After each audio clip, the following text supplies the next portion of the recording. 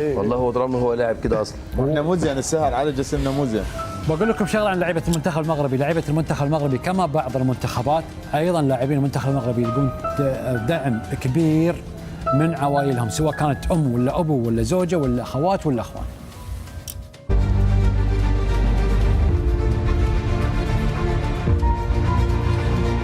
إنجاز عالمي تاريخي، كأس العالم مع المغرب ويدخل ويماركي، وفخر كبير لنا وللمغرب ولزكريا وللعرب والمسلمين كلهم تبارك الله، يعني إعجاب وتاريخ.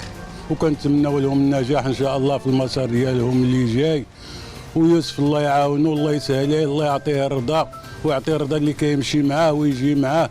والمقابلات كلهم اللي داروا راه عجبونا بزاف، وحتى انتم عجبتونا الله يكثر خيركم. انا كنقولوا دائما دير الشغل ديالك، ما تخافش، ما تشوف حتى لحد، خدم الخدمه ديالك، دير الشغل ديالك بحال اللي كدير دائما.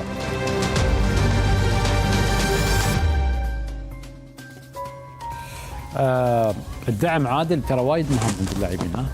اكيد وجود الاهل قريب ومريح.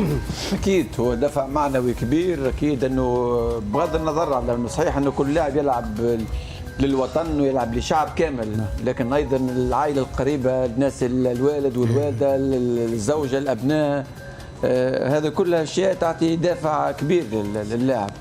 ومنتخب المغرب ما شدت على القاعده، كل اللاعبين مرتبطين بالعامل هذا، العائله، الناس اللي قراب، خصوصا الوالد والوالده، لانهم دائما كانه رد جميل، انه لما تقدم شيء لبلدك كانك ترد الجميل لوالدك، لابوك والام، كانك تقول لهم شكرا على كل شيء. اقل شيء انك تقدمه للوطن، انك تحط صوره، تعطي صوره لامعه، تعطي صوره جيده للبلاد نتاعك، وهذا شيء جيد خالد. واكيد انه نجاح كل لاعب اكيد وراه تضحيات، وتضحيات من مش من اللاعب فقط، بس من تضحيات من العائله، من الاب، من الام، من الزوجه، من الابناء، لانه انك توصل في مستوى كبير، وانك تعطي مستوى، وانك تضحي، وانك تكون غايب في معسكرات طويله، وانك تكون تتابع في نظام صحي كبير، اكيد انه مش بالسهوله، بالعكس لازم يكون وراك عائله، لازم يكون وراك ناس،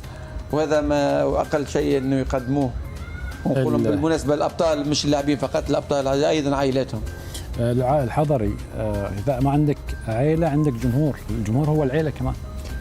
الجمهور عيلتي موجوده معايا بتبقى اكيد على طول، بس الجمهور تربطني بيه علاقه كبيره قوي. كل لاعب وكل الكباتن اللي موجودين هنا، الجمهور بيبقى الداعم الاول للاعب والمنتخب بلده، او ان كان فريق. بس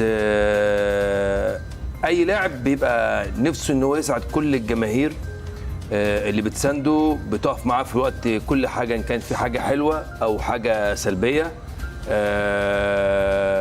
انا من الناس اللي يعني بحب حته الجمهور، لان هو بيديني حماس، بيديني تشجيع.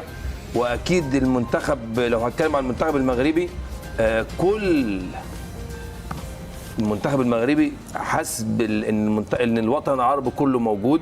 الجماهير المغربيه كلها عايزه تيجي قطر عشان تشجعهم.